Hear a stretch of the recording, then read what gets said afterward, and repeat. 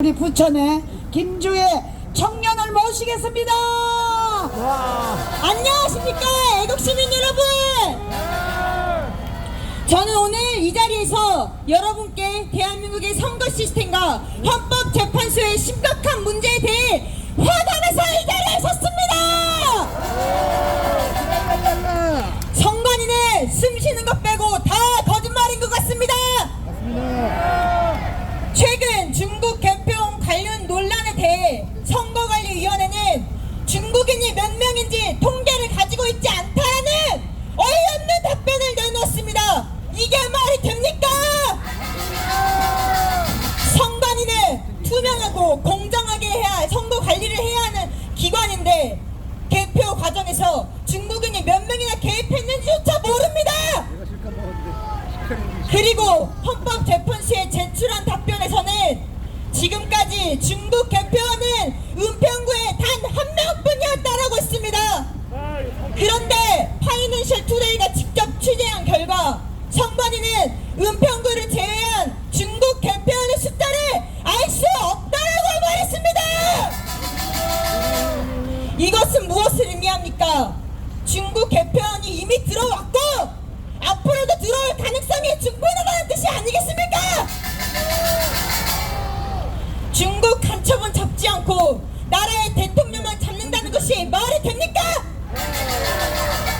이런 선관위는 절대 못 믿습니다. 그렇다면 무엇을 해야 되겠습니까? 맞습니다. 선관위는 서버를 공개해야 합니다. 선관위는 서버를 공개하라! 선관위는 서버를 공개하라! 또 헌법재판소는 민주당의 부역을 중단해야 합니다. 어서 헌법재판소가 해야 할 일은 순서대로 법대로 정의롭게 판단하면 됩니다. 어서! 그런데 지금 헌재는 민주당에 부역하면서 모든 사안을 고의적으로 지연시키고 있습니다. 맞습니다. 먼저 해야 할 일은 무엇입니까? 최재 감사원장, 이창수 서울중앙지법검장 등 민주당이 전략적으로 묻지마 탄핵을 한 공직자들에 대해 사기 탄핵안부터 기각해야 합니다. 그리고 또 한덕수 국무총리 탄핵 사건입니다. 민주당은 의결 정족수조차 채우지 못했음에도 불구하고 한독수 권한대행 탄핵안을 통과시켰습니다. 그런데도 헌재가 그걸 받아준다는 게 말이 됩니까?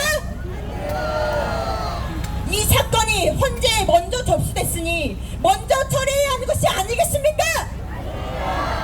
헌재는 최우선적으로 한덕수 국무총리 탄핵부터 결정하라! 헌재는 민주당 부역을 중단하고 정치적 판단을 멈추어라! 지금 당장 한덕수 국무총리, 중앙지검장, 감사원장에 대한 판단을 공정하고 정의롭게 내려라! 자유 대한민국을 지키기 위한 우리의 싸움은 계속될 것입니다. 포기는 없습니다. 애국시민 여러분, 우리는 지금 대한민국의 근간을 흔드는 거짓과 싸우고 있습니다. 자유민주주의를 지키기 위해, 법치를 회복하기 위해, 정의를 세우기 위해 우리는 끝까지 싸울 것입니다. 선관위는 즉각 서버를 공개하라! 헌법재판소는 민주당 부역을 멈춰라! 대한민국의 정의와 법치를 지키기 위해 우리는 끝까지 싸울 것이다! 마지막으로 제 연설에서 빼먹지 말아야 할 말을 딱 한마디만 더 하겠습니다. 하나님은 전지전능하신 분입니다. 말씀으로 세상을 창조하셨습니다. 모든 전쟁은 하나님께 속해 있고 우리 주님은 모든 상황을 역전시켜 주실 것입니다. 이겼다! 이겼다! 승리했다! 승리했다! 감사합니다. 네, 마지막으로 필히 외쳐야 될 구호 외치고 외치고 내려가겠습니다. 국민의 명령이다. 윤석열 대통령을 석방하라. 윤석열 대통령을 석방하라. 윤석열 대통령을 석방하라. 감사합니다. 너무너무 잘한다. 여러분, 진짜 잘하죠?